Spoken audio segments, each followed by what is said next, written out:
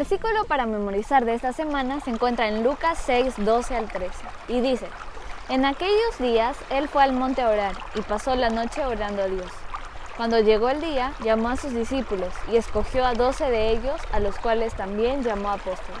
La lección de esta semana aborda el llamado de los 12 discípulos y el sermón del monte. Aún siendo Dios, Jesús no usó su divinidad con el objetivo de seleccionar a los discípulos. Él se pasó una noche entera en oración, a fin de que el Padre le mostrara a quienes debía escoger. Jesús estaba dispuesto a dar inicio a un movimiento que cambiaría el mundo. El llamado a sus discípulos estuvo acompañado del llamado a servir a la humanidad.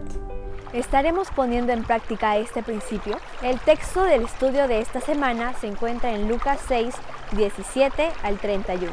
Jesús pasó la mayor parte de su vida en oración, y quien hace una mayor referencia a esto es Lucas. Era en los momentos en que Jesús estaba en oración que él recibía sabiduría y poder del Padre. El Salvador de la humanidad no salía para enfrentar el día sin antes haber buscado fuerzas en Dios. El Comentario Bíblico Adventista, tomo 5, página 721, dice lo siguiente con respecto a este hecho. La nominación y la ordenación de los 12 fue un evento de gran importancia en la misión de Jesús. Juan el Bautista había proclamado el inminente establecimiento del reino de los cielos y Jesús había repetido este mensaje en el inicio de su ministerio. El reino que Cristo había establecido en su primer advenimiento fue el reino de la gracia divina, cuyo rey era él mismo. Sus súbditos eran aquellos que lo habían recibido y creído en su nombre. Su dominio era el corazón de ellos. Qué privilegio fue para los discípulos pertenecer al grupo de los escogidos. ¿Conoces el nombre de cada uno de los integrantes? La lista de ellos se encuentra en Mateo 10, del 2 al 4. Y los convocados fueron Simón, llamado Pedro, su hermano Andrés, Jacobo, hijo de Zebedeo, su hermano Juan, Felipe, Bartolomé, Tomás, Mateo el publicano, Jacobo hijo de Alfeo, Lebeo que tenía por sobrenombre Tadeo, Simón el cananita y Judas Iscariote, quien fue recomendado por sus amigos. ¿Lo sabías? Los hombres escogidos por Jesús eran pobres e iletrados, una de las razones por las cuales eran tratados con desprecio por los líderes judíos. Al concluir con el periodo del aprendizaje, los discípulos se volvieron personas diferentes. 3 de ellos, por ejemplo, fueron hábiles escritores, y Juan, un profundo teólogo.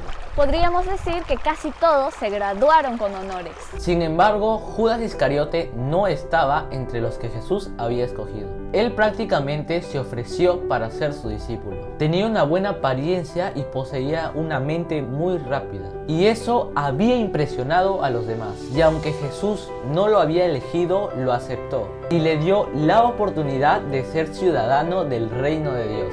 Aquí podemos aprender la lección de aprovechar siempre las oportunidades y no desperdiciarlas como lo hizo Judas. La palabra discípulo significa alumno, aprendiz, y la palabra apóstol quiere decir enviado. De esta manera, los hombres venían a Jesús para aprender de él, y después, él los enviaba para enseñar a otros. Lee en tu Biblia y marca los versículos de impacto de esta semana. Proverbios 22:4, Deuteronomio 10:12 y Mateo 6:1. Todas las personas que deciden seguir a Jesús sin reservas pueden convertirse en verdaderos discípulos. Jesús apreciaba estar en la naturaleza y extraer lecciones prácticas de ella. La naturaleza también era un excelente escenario y ambiente para sus predicaciones. Una multitud se sentó sobre la hierba verde de la colina para oír lo que el maestro les iba a explicar acerca de cómo obtener la felicidad verdadera. Todos se sintieron maravillados con su mensaje. Fue en esta ocasión que Jesús le dijo a sus seguidores que debían ser la sal de la tierra y la luz del mundo. ¿Has experimentado pasar tiempo con Dios en medio de la naturaleza? Este sí que es un buen consejo. Y sería mucho mejor pasar el tiempo leyendo lo que Dios te quiere decir a través de su palabra.